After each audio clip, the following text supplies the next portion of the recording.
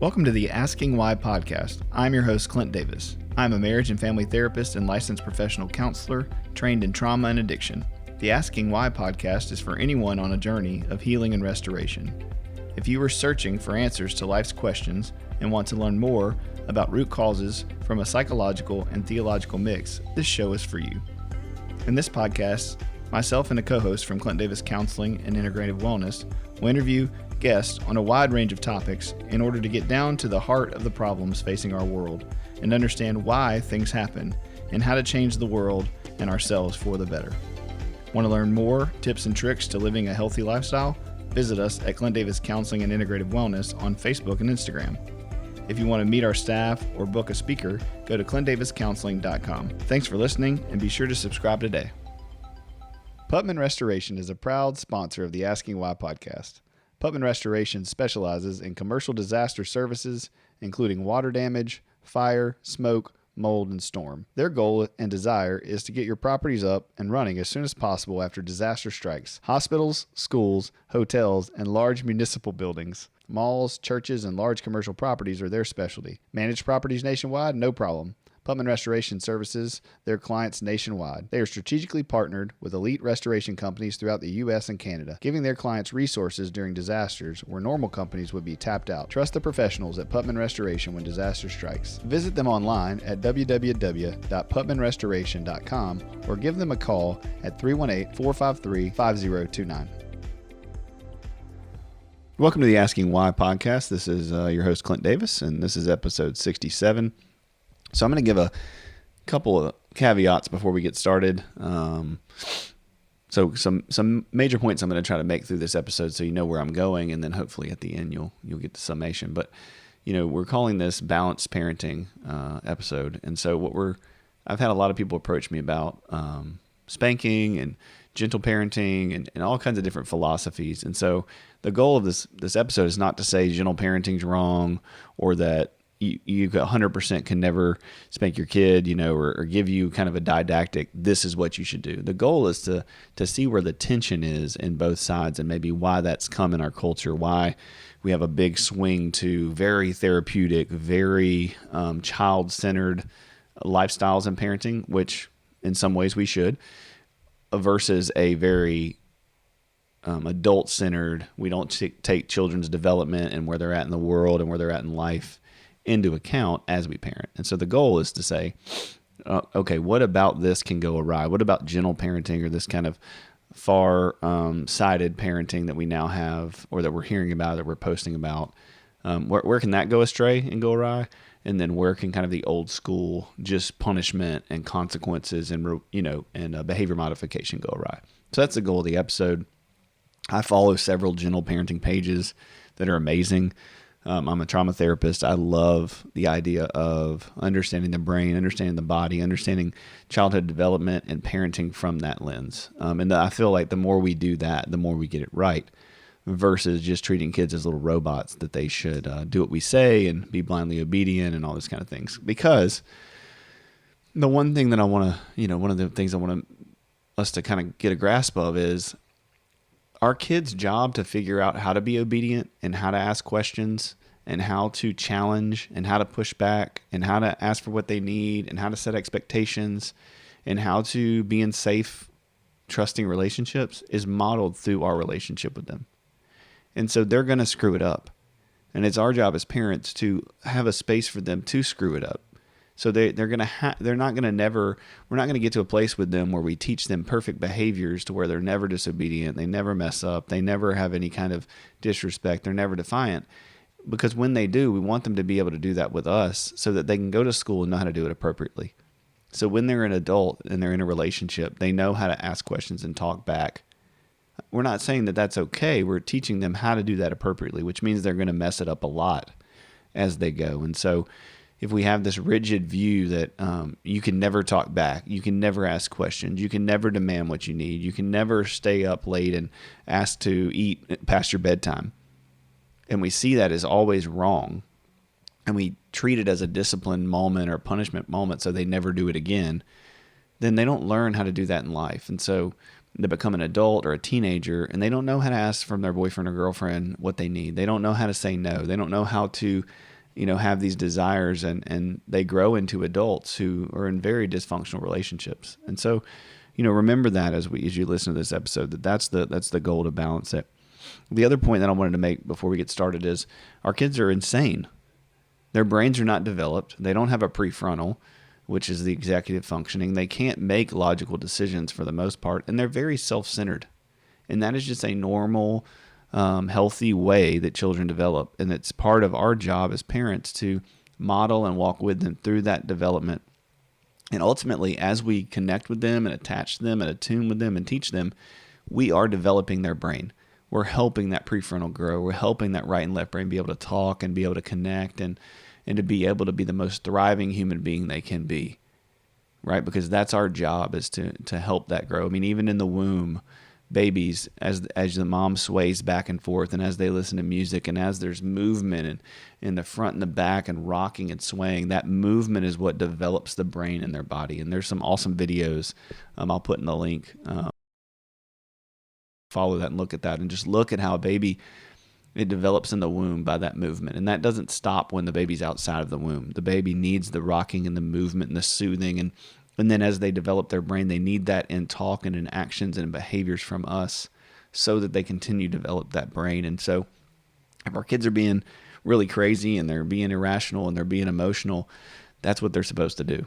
And it's our job to know that's what they're supposed to do. And so the goal of this episode is just to kind of try to find the balance in that and talk through the pros and the cons of both sides and maybe where we've gotten. And then the last thing, before we jump right into it, is just kind of thinking about the order as a Christian parent of how we teach children about God and the gospel and the story. And so if we look to the Bible, the order in which God teaches us about the whole story of creation is, first, he tells us that he brings order from the chaos, right? His job is that when there's chaos in the world, to bring order. And so with our kids, we want to do the same thing. It's always chaotic. It's always crazy. And we want to be the stable order in their life.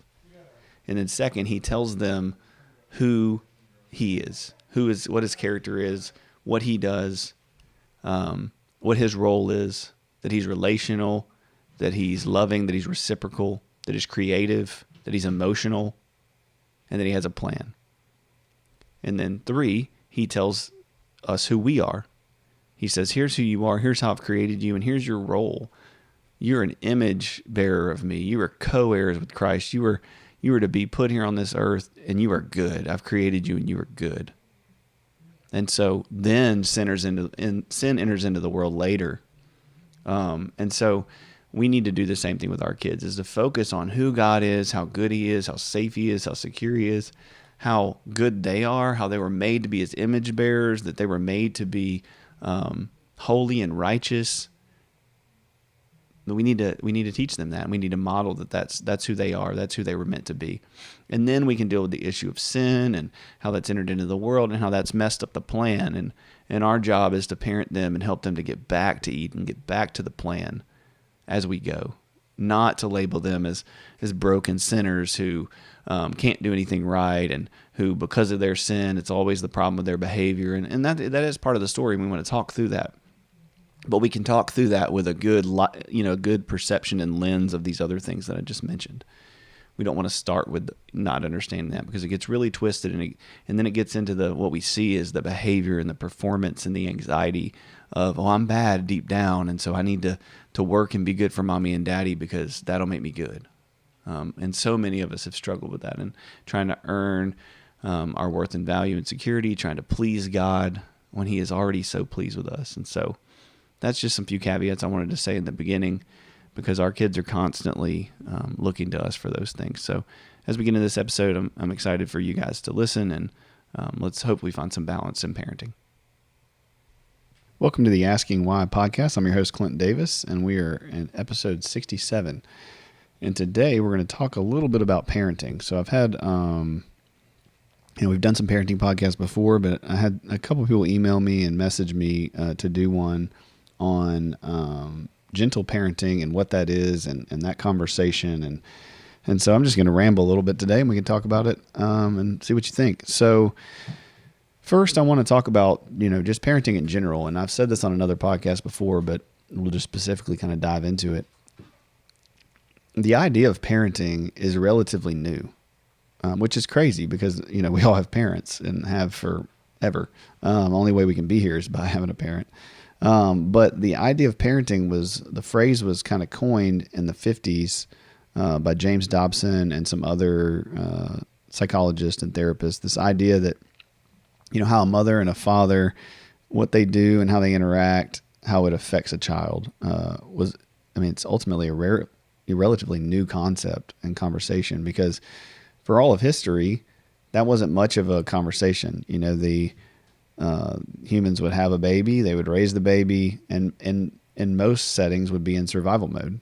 Ultimately in a cave or, in an outdoor place, in a teepee, in a something that wasn't what we have now. And so the goal was to keep the baby alive, right? There wasn't a lot of time to think about emotional needs or entertainment or comfort or therapeutic techniques or, any of the things that we kind of talk about all the time now.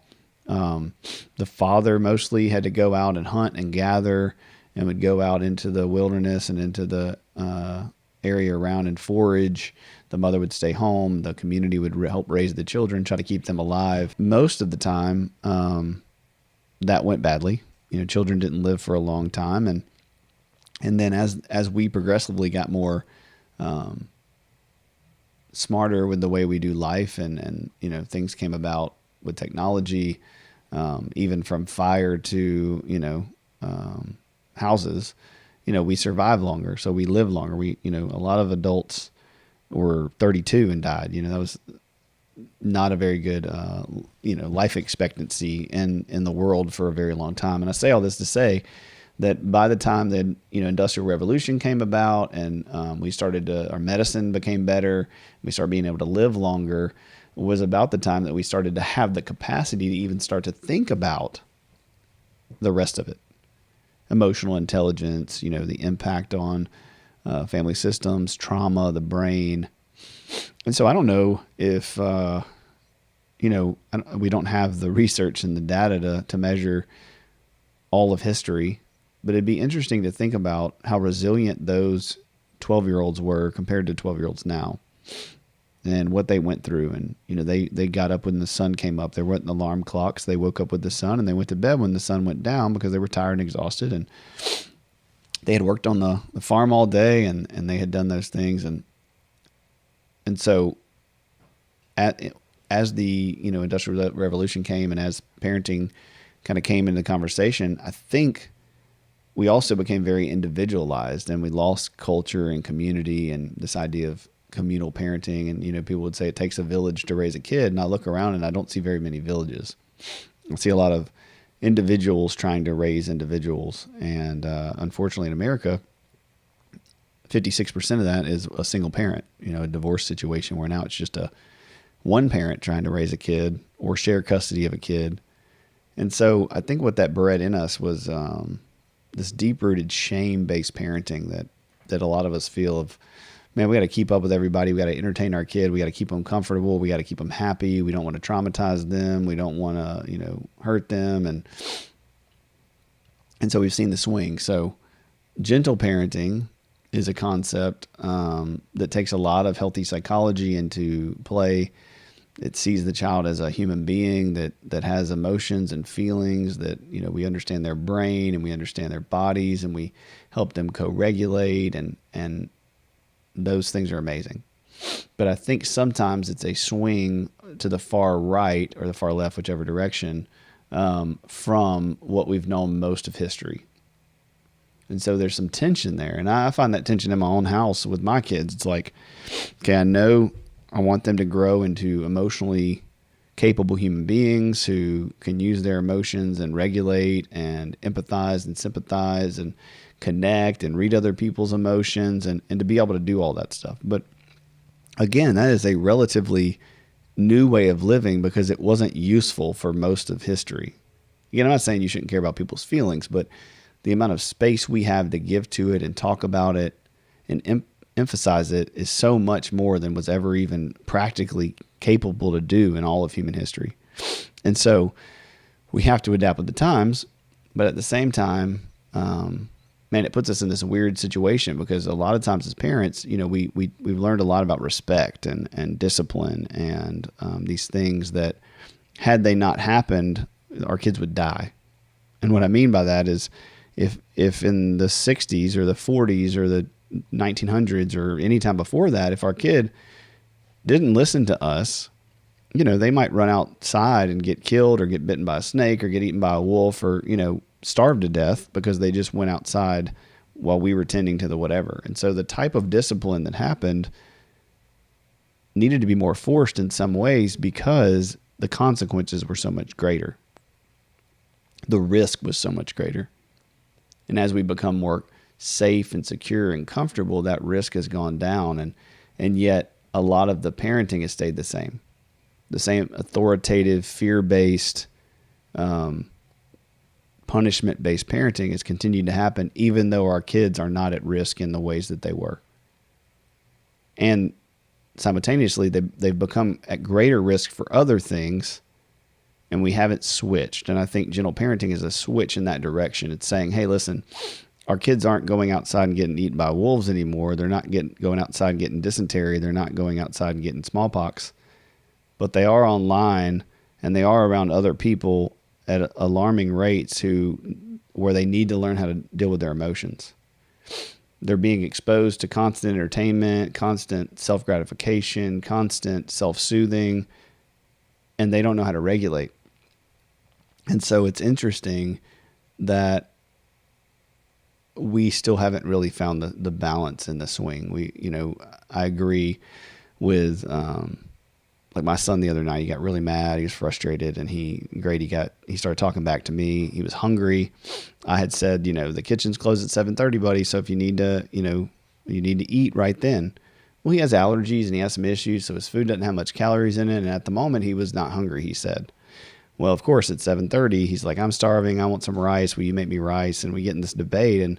And the old school type of parenting is like, nope, you go in there and you go to sleep. You're going to, you lay in there hungry, and that'll quote unquote remind you tomorrow night to follow the rules. And gentle parenting is, you know what?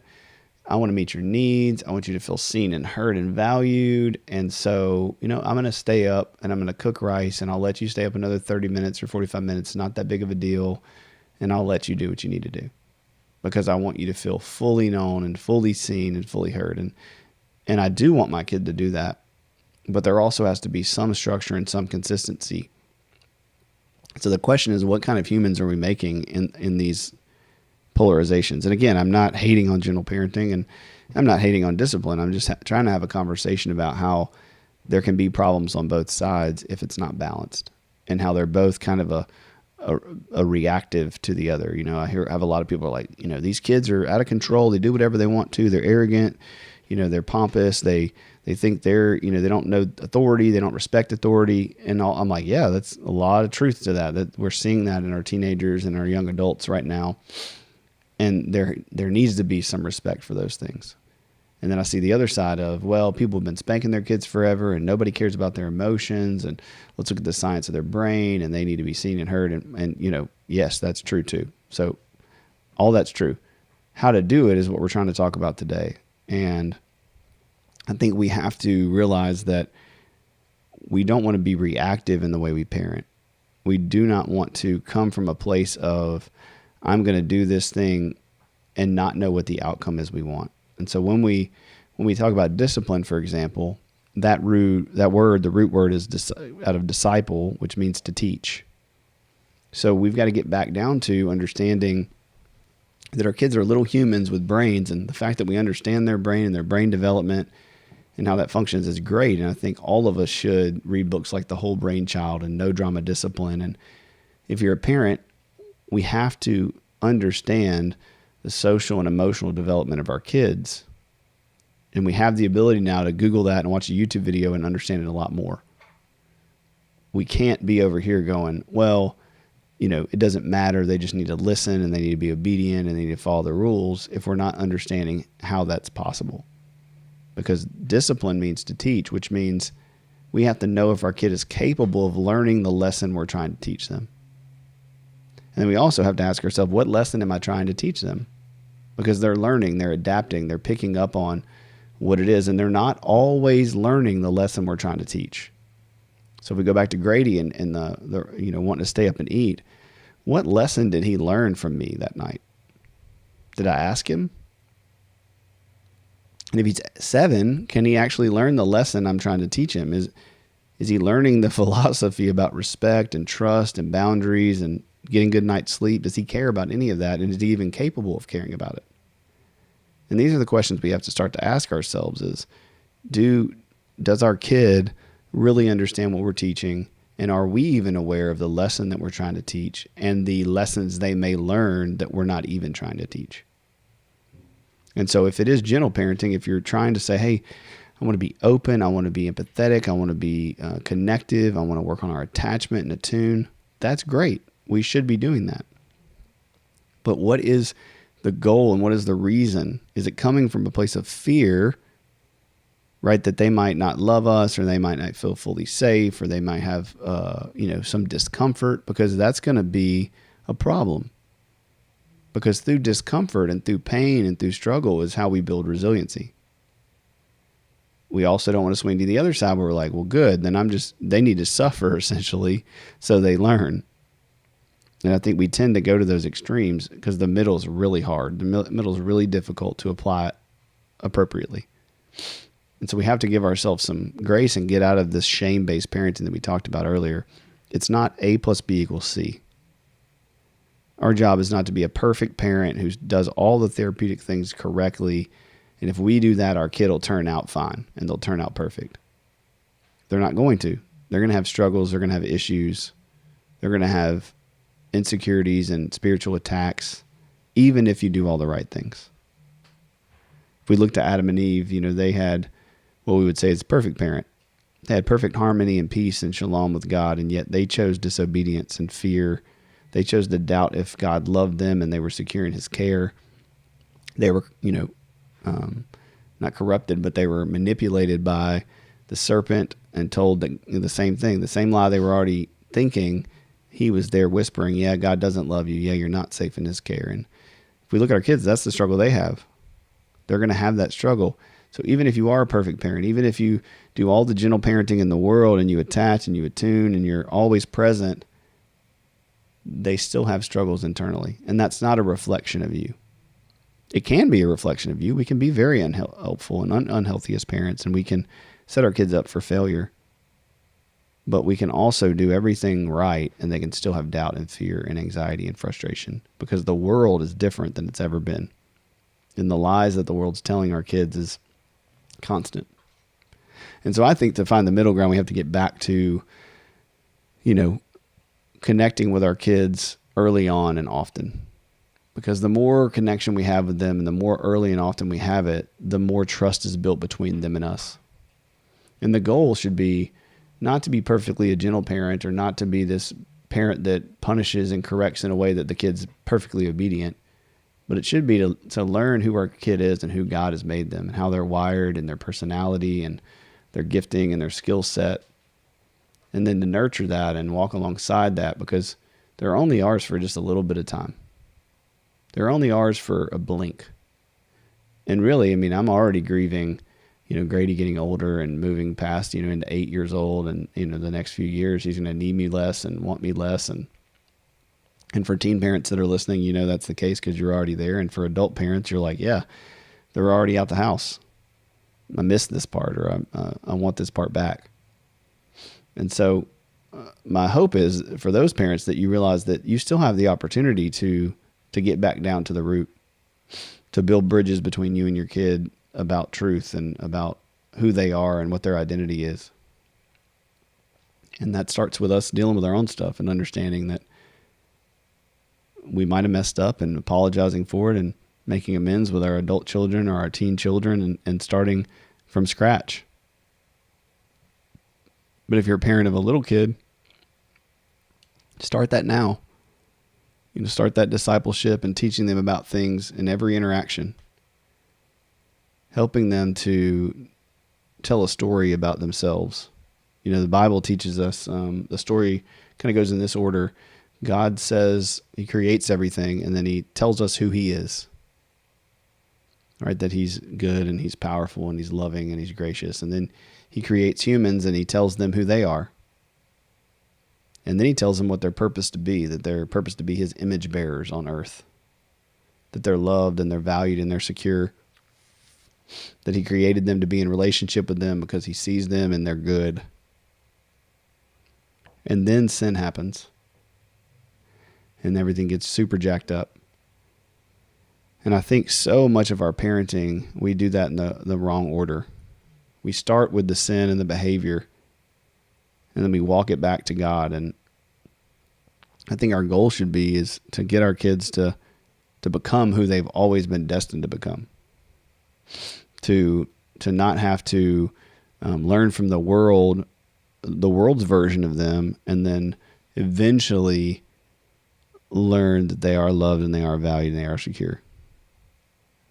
But I think because we as parents are in so much pain and in so much trauma ourselves, and that we haven't healed from, that we're working out our issues with our kids. We're still trying to feel worthy and valuable and secure in our parenting. So if we're good parents, then we're going to feel stable. If our kids are making good grades, we're going to feel stable. If they're the best on the baseball team, then we're going to feel good about ourselves. We did a good job because of this outcome happened with our kid. And that's just not a biblical way to parent. It's not a spirit-led, spirit-driven way to parent. And it's not the order in which God kind of taught us. And we get caught up in it because of our own pain. It's got to start with us knowing who we are and whose we are and what our identity is, so that we can walk with our kid. It's got to start with understanding their abilities and their development, so that we can be there for them and we can know what to expect. We can know what's appropriate or not. I always use the example of the 12-month-old who's throwing their food on the ground. They're sitting at the high chair and they're constantly throwing their food on the ground, and it's very frustrating. And I have parents come in, and there's all kinds of books and ways that you can get them to quote unquote stop doing that, and techniques to do it. And it's very annoying. You've cleaned it up 14 times and they're still dropping it. But every baby at that age does that. Right? Everybody goes through these things. Potty training, same way. Sleep training, same way. All these things with kids, that we have all these books and all these things that we talk about on how to make it better and what you can do to prevent it. We have all this stuff because we're all going through it. So it's a totally normal developmental stage that every kid, they're not doing anything wrong. It's just exhausting and frustrating as parents. And that exhaustion and that frustration brings up in us fear and anger and irritation about, like, are we doing the right thing? Are we doing the wrong thing? Is there something that we could do to make the situation easier? And what that says about us brings up all these feelings that we need to cope with, and we typically then work that out with our kid. And again, we've been doing that for years on the side of, like, kids are to be seen and not heard. It doesn't matter what they're experiencing. You sit over there, the adults are talking, get out of here. And we've swung over into everything's about our kids. They're the idol. They're the thing we need. Our marriages fall to the wayside. Our individual needs fall to the wayside. And as long as our kids are happy and they're taken care of and we don't miss one thing ever, man, they're fine. And again, it's a spectrum. We're all on the spectrum. And some days it's better and some days it's not. But if we get centered on this idea that I'm talking about today, that God loves you and sees you as his child, and if we can believe that, or figure out where it went wrong in our life that we don't believe it, then we can parent differently. It doesn't mean it's not going to be irritating. But man, having that understanding changes the way we react. And we talked about de-escalation last week on the podcast. And so if you hadn't listened to that, go back and listen to that. But again, if we're centered with our kids, then we can understand it. We can understand them. We can react appropriately. And so we can find that balance, The second part is we have to do that together as spouses. I think so many of us, because we have different personalities and we were raised by different families and we have different styles of parenting, and we read these blogs and these posts and we want to do all the things. we don't do that together. We make decisions separately as individuals instead of what's best for our family and our coupleship and our usness is what we would call it.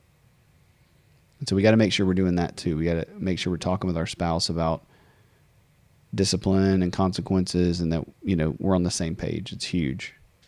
And if you're a single parent, this just speaks to the need for community.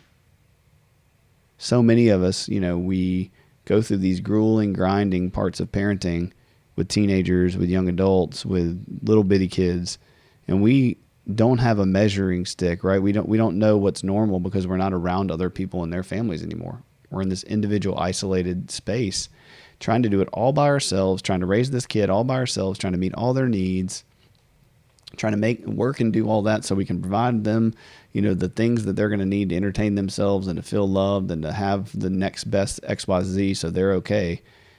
And yet we're doing that all in isolation. And so if our kid's having an issue with sleep, or our kid's having an issue with eating, or our kid's having the issue with hitting or biting, or, if they're teenagers, they're having dating issues, and we don't have a close-knit community around us of people who are going through those same things, then we don't have anything to measure whether we're doing, a decent job or not. And that shame that comes from that feeling of, am I doing the right thing? And I'm in the middle of this, dumpster fire, but I don't even know what to do, is so overwhelming.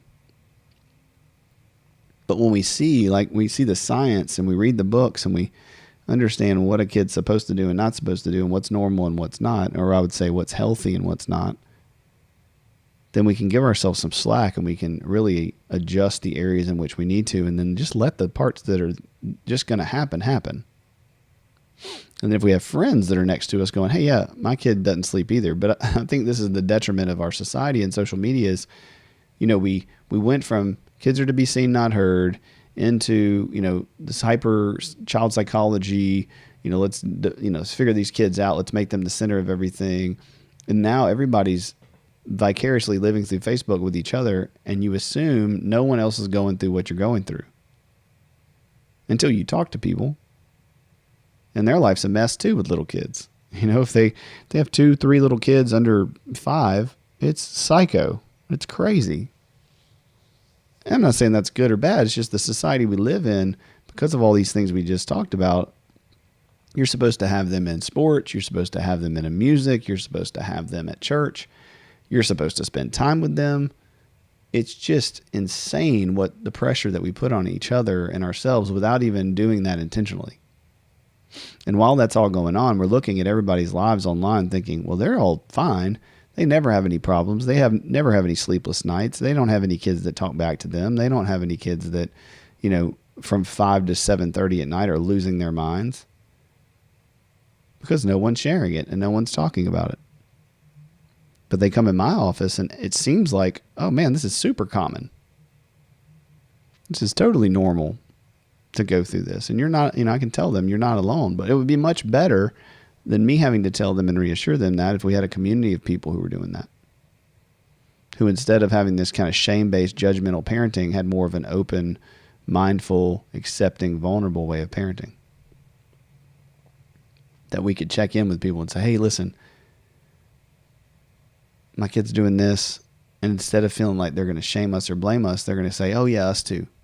Here's what we did to help with that. And here's what worked for us. But it might not work for you because your kid's different. And you might, But instead, if we do ask for advice, it's like, oh yeah, you do it this way. This is the way to do it. This is the right way. Anything else is wrong. And it's like, that's not the way either. That's just to swing the opposite direction. With us, like for food allergies, we've had to make a lot of compromises just to get them to have enough calories. And that's built in us some habits that are hard to deal with. They graze, they get up and they get down and they get up and they get down. And some families are like, that's unacceptable. The kid needs to sit and eat and that's it. Well, if we would have done that from the beginning, they would have starved. Literally, they would have lost weight. They would have had problems. And so the stress of just trying to get them to eat and get the calories in them they need with the little bit of food they have has opened the door to our lifestyle being a little different. And that built some habits that are not so great that were unavoidable. And now we're trying to figure out, now that things are stable and safe, like how to walk that back out and how to, make them sit at the table and us sit at the table together, and for them not to get up and move around. And then part of me is like, why do I even care? They go to school and they don't have any problem with it. They sit when they need to sit and they listen when they need to listen. It's not like the teacher's calling and saying, Clint, Jude gets up every 2 seconds from eating, maybe a little bit in the beginning, but for the most part, they follow whatever environment they're at in church and school and on sports. They do what everybody else is doing. But man, there's this fear at home that if I don't get in a huge argument about sitting at the table and eating, that, they're going to grow up to be kids who are disobedient and don't listen and don't respect and blah, blah, blah. And maybe a little bit of that's true. And I think that's the hard part of finding the balance is I want them to trust me and trust that I know what's best for them and not build bad habits, while at the same time I have to consider who they are and what their life has been like and what their special circumstances are and try to adapt that the best that I can. Because I care more about if they trust me and they feel safe with me and they can communicate with me and they can ask what they need and they can express their emotions. But man, the old school way says, don't do that. You're going to create little monsters. I'll see memes online. It'll be a kid bent over somebody's knee and they'll have a belt spanking them and it says, this is what's wrong. Bring this back to America or whatever. This is what's wrong with America. And I'm just like, oh my goodness, it's so sad that you think that one thing is the symptom that's going to solve everything. Is, if we just spanked our kids more, that would solve the problem. And I always say, work for juvenile court for a long time. If you go over the jail right now, there's 160 kids in there here in Shreveport. And if you ask them to raise their hand on who got hit, 99% of them would raise their hand. So it's not necessarily the deterrent that we think it is. But the kids who feel seen and feel heard and feel known and feel safe with their parents, yeah, they might have some behavior problems. They might have some issues, but those are the kids who are actually respectful, who can listen, who can take their own opinion in, who can speak their mind.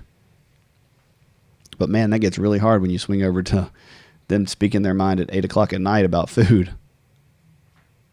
Those are the moments where I'm like, just shut up and do what I say and go to bed. But that's not really life. If there's something that we cook and I don't want it, I don't eat it. I'd pick something else. I'll eat a sandwich. I'll eat some chips, or I'll just go hungry. I'm like, I don't really want to eat. But for kids, we're like, oh no, you have to follow exactly. So it's just this weird balance where we're acting like we're preparing our children for real life and adulthood and quote unquote the world. And yet that's not how we have to act as adults. We only have to act like that when we're kids. We only have to fall in line and listen and be quote unquote obedient without question when we're children. And then we become adults who don't know how to question and ask for our needs. And yet my other side crowd's going, yeah, but you can't just let them run all over you. And I'm saying, yeah, that's true. You can't. You have to have boundaries. You have to know when the moment is where that's enough. But I think if you go too far one way or the other, it's chaos. And so my challenge is just to challenge us to find the middle, to find the middle ground where we ask good questions. We see our kid as a full human developing in the image of God that they are. We listen to them and understand them from a therapeutic standpoint, but from an emotional standpoint. We set boundaries and clear expectations with them. And we do all of this as best we can 7 or 8 out of 10 times. Because we're going to screw it up. There's going to be times where we yell. There's going to be times where we shut down. There's going to be times where we stay on our phone too much. There's going to be times where we let them eat too much ice cream and stay up too late and do things that, aren't necessarily quote unquote the best. But we also have the ability to repair those and speak truth in their lives and follow that up with, 7 or 8 times out of the right thing. And at the end of the day, the kid feels safe and secure and they can come to us and they can talk to us and they can find that balance. And so, today I hope that I just challenge you to think through those two ways of being. If you find yourself with kids just being exacerbated and frustrated and always yelling and always exhausted and always overwhelmed, then get some support. whether that's at church or whether that's in therapy or be vulnerable with your friend group and just say, man, I feel like we're just doing the same thing over again, spinning our wheels and frustrated and overwhelmed. And I'm feeling like a bad mom. I'm feeling like a bad dad. We're feeling like all out of sorts. Like we all are. I do this for a living and do this podcast and still struggle with the same inadequacies and insecurities and frustrations and imperfections and screw ups that everybody else does. Even because information is not necessarily the problem. We need support. We need validation. We need connection. We need this empathy that comes from other parents and community that helps us parent in a way that is different than the world. That's the major goal. We want to look at our lives and reflect to the world and to our friends and to our neighbors a different way of doing things. And we want it to be a stark contrast to the way it's always been done. If you're on the other side and you're feeling run over, right? You feel like you have no authority in your house, like kids are controlling everything. They're the center of all attention. We've got to take a pause and go, okay, hey, I got to prioritize myself. I got to prioritize my marriage. I got to prioritize this thing above them. And I give you permission to be tired and to take a break and to not go play and to say no, right? To set the boundary. We want to do it in a gentle, loving way, of course, but we also have to teach our children that they're not the center of the world at all times. And that everything they want, they can't have right this second, even if they can. Because they can. That's the crazy part of this world is like, they can pick any cartoon they want. They can eat pretty much any food they want. They can do whatever they want because we're in a season and in a culture that we have the finances and the ability and the availability to do it. But that might not be good. It may not be good for children and teenagers to think they can get and do and be whatever they want at all times. It's okay for them to see that your needs also matter. It's okay for them to see that their brothers or their sisters' needs matter too, and that we're in a family and in a system where we got to learn to serve, and what we want right this second might not be what's best. And they're going to throw a fit, and they're going to be upset with it, and they're going to feel bad about it. And we're going to work that out with them and say, hey, listen, I love you, and I'm here for you, and I hate that you feel that way, but we're still doing it this way. And that builds in them the ability to tolerate pain and suffering and it not being about them. Because as soon as they're out of your house, the world doesn't care. And so we've got to strike that balance in the middle. We've got to help them see that they're loved, they're valued, they're secure. And yet the world is not going to be teaching them about that, and they're not the center of all of it.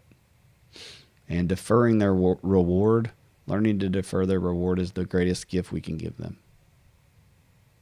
And so let's sit with them in their pain. Let's sit with them in their emotions. But there's a time to move them out of that and into personal responsibility. And it's a dance that we can't dance alone. We have to have other people. And so if this is bringing it up for you like, man, I need to figure out this balance, then please reach out for help. Please get some good books. Please listen to some good podcasts. Please, go on YouTube. And I mean, it's easy. We have so much good information. And then if you find yourself in your gut being like, I'm not really sure this is balanced, reach out to somebody and find somebody in your area, somebody who you can ask those questions to. Because we all have different kids and different personalities and different lifestyles, and there's not one right way to do it. But it is the best you can do is striving for that middle ground and constantly being in that dance of the middle and not swinging to the right or the left just because you're overwhelmed or just because you're avoiding being like your mother or your father, just because you're avoiding the toxicity on the other side. So I hope you enjoyed this. I hope it's helpful. I hope it's brings you closer to God and peace in your life. Keep listening and like our podcast and subscribe, and hope you have a good week. God bless.